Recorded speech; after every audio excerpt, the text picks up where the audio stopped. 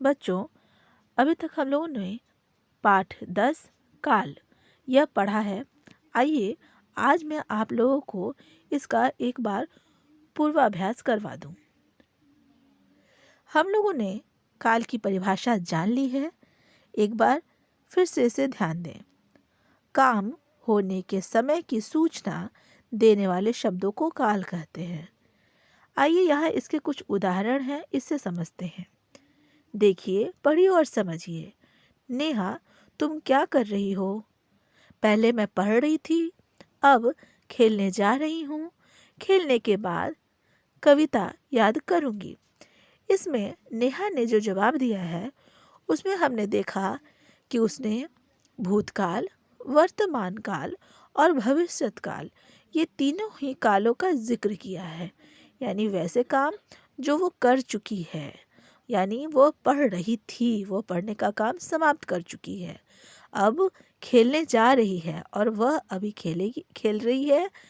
खेलने के बाद कविता याद करेगी, यह काम भविष्यत काल का है, यानी वह काम आने वाले समय में करेगी। इसी प्रकार कुछ अन्य उदाहरण हम लोग देख सकते हैं। यहाँ उपयुक्त बातचीत में जिस प्रकार से कुछ जानकारियाँ दी गई हैं उनसे हम इसको और विस्तृत रूप में समझते हैं। यहाँ उपयुक्त बातचीत में काम के अलग अलग समय पर होने की जानकारी मिल रही है। मैं पढ़ रही थी यानी क्रिया की बीते हुए समय में होना, अब खेलने जा रही है हूँ क्रिया का चल रहे समय में होना, कविता याद करूँगी यानी क्रिया का आने वाले समय में होना। और यही चीज़ हम लोगों ने समझा है।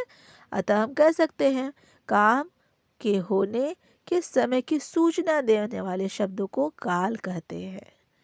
और हम लोग जान भी चुके हैं कि काल के 3 भेद होते हैं, जिसमें पहला है भूतकाल, जिसे इंग्लिश में हम लोग पास्ट टेंस भी कहते हैं। और इसे पहचानने के लिए शब्दों के अंत में था, थी, थे, हो गया, चुका है, इस तरह के शब्दों का प्रयोग किया जाता है।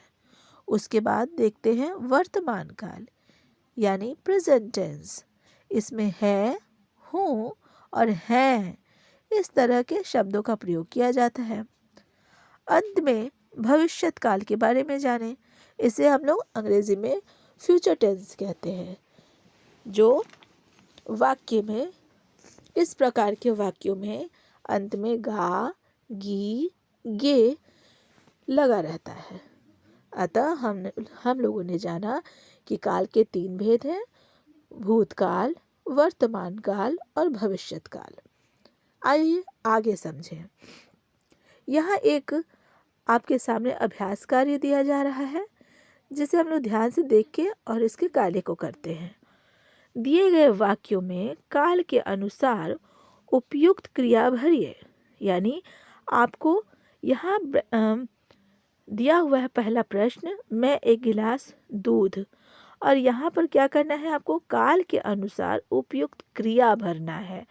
यानी भविष्यत काल के लिए आपको इसको लिखना है।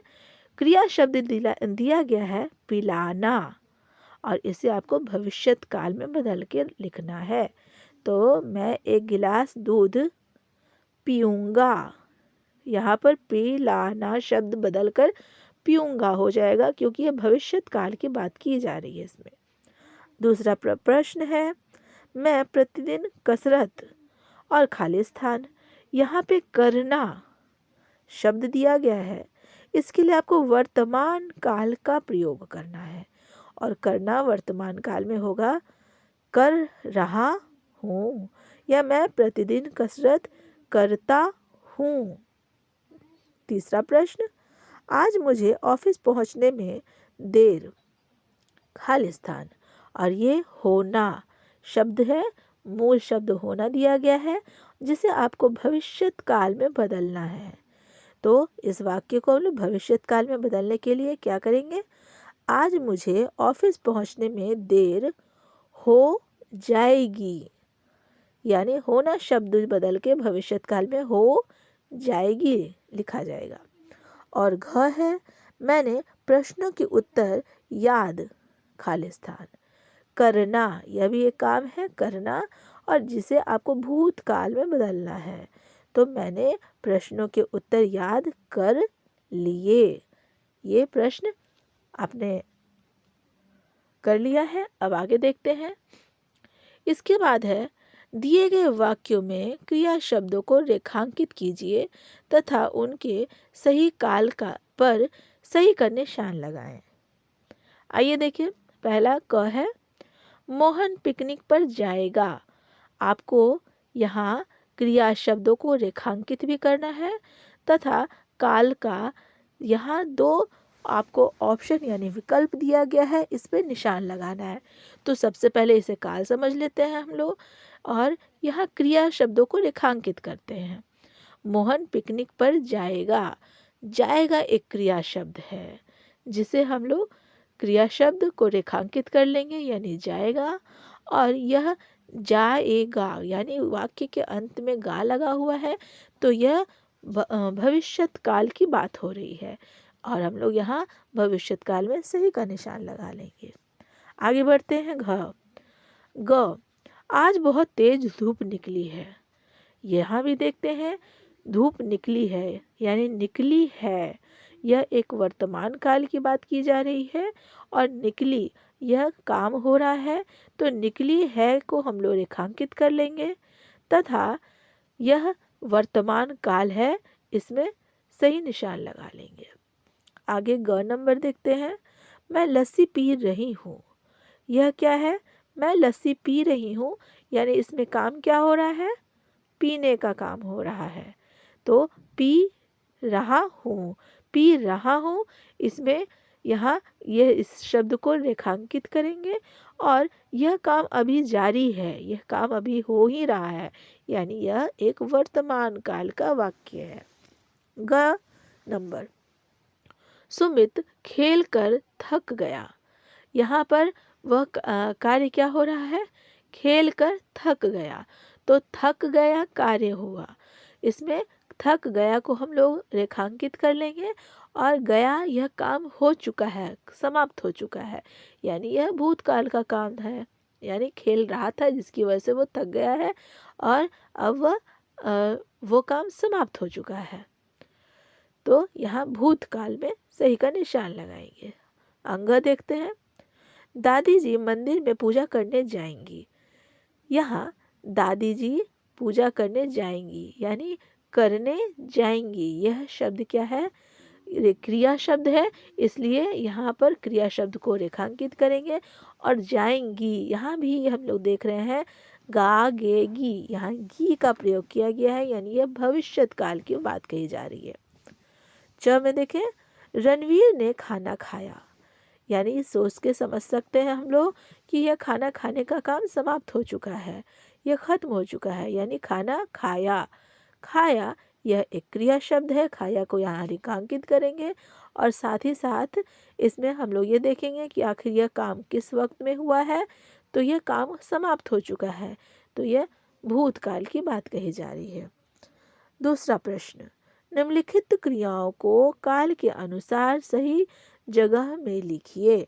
अब आपको खुद से ये छांटना है कि आखिर यह जो शब्द दिए गए हैं वह भूतकाल है, वर्तमान काल है या भविष्यत काल है। मैं कुछ इसके उदाहरण आपको बता देती हूँ, ध्यान दीजिए। खा रहा है, पहला शब्द का समूह है जिसमें खा रहा है। खा रहा है यानी वह काम अभी जारी है, वह हो रहा है, तो वह कहाँ जाएगा? वर्तमान काल के साथ लिखा जाएगा, इसे वर्तमान काल में लिखिए। उसके बाद दूसरा शब्द है चला गया, यानी ये काम समाप्त हो चुका है, कोई आया था वो चला गया, तो इसके लिए क्या है? यह काम समाप्त हो चुका है, यानी यह भूतकाल का शब्द है। आगे है नाच रही है, यानी कि यह भी काम अभी हो ही रहा है, यह काम चल रहा है, जारी है। नाच रही है, यह क्या होगा? वर्तमान काल। उसी प्रकार से जाएगा, जाएगा शब्द हमें समझ में आ रहा है कि यह भविष्यत काल की बात हो रही है, अभी वो गया भी नहीं है, वो अभी जा रहा भी नहीं है, वो जाएगा, यानी भविष्यत काल की बात हो रही है। इसी प्रकार से और भी शब्द दिए गए हैं जिसको आप खुद से लिखने का प्रयास कीजिए। तीसरा हम देखें, दिए गए वाक्यों को निर्देशानुसार बदल कर लिखिए। यानी यहाँ पर आपको एक वाक्य दिया गया है, इसको आपको भविष्यत काल में बदलना है। रेलगाड़ी 4 बजे आई। यह वाक्य हम देख रहे हैं कि आई मतलब वो आने का काम समाप्त हो चुका है, लेकिन इस वाक्य को हमें भविष्यत काल में बदलना है।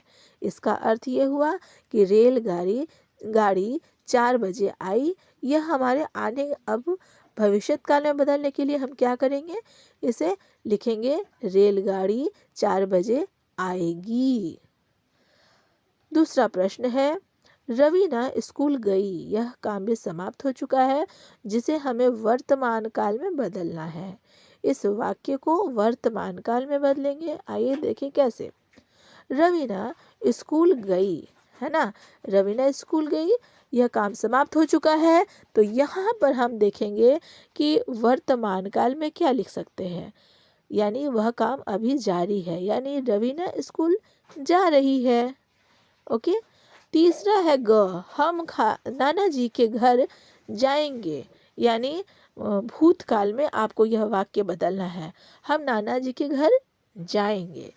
आपको समझना ये है कि यह काम आपको भूतकाल में बदलना है, यानी हम नाना जी के घर रहेंगे। यहाँ पर क्या है, आप इसे बदल लीजिए भूत, यानी यह काम समाप्त हो चुका है, हम नाना जी के घर रहे थे। ओके। घ नंबर, वैभव आया। यह काम समाप्त हो चुका है और इसके लिए आपको भविष्यत काल में बदलना है, यानी वैभव आया, इसको क्या लिखेंगे, यहाँ पर भविष्यत के लिए, यहाँ हमें याद है गी शब्द लगा होना चाहिए अंत में, शब्द के अंत में, इसलिए वैभव आया, क्या करेंगे, वैभव आएगा। अंग नंबर देखते हैं, मैं खाना खा रहा हूँ। यहाँ मैं खाना खा रहा हूँ, यानी यह काम अभी मैं कर ही रहा हूँ, लेकिन आपको इसे भूतकाल में बदलना है, यानी वैसे काम जो समाप्त हो गया हो। तो मैं खाना खा रहा हूँ को भूतकाल में बदलने के लिए क्या करेंगे, मैंने खाना खा लिया। आए बच्चों समझ में। चलिए, इसी प्रकार के और भी अभ्यास कार्य हम लोग आगे भी करेंगे। धन्यवाद।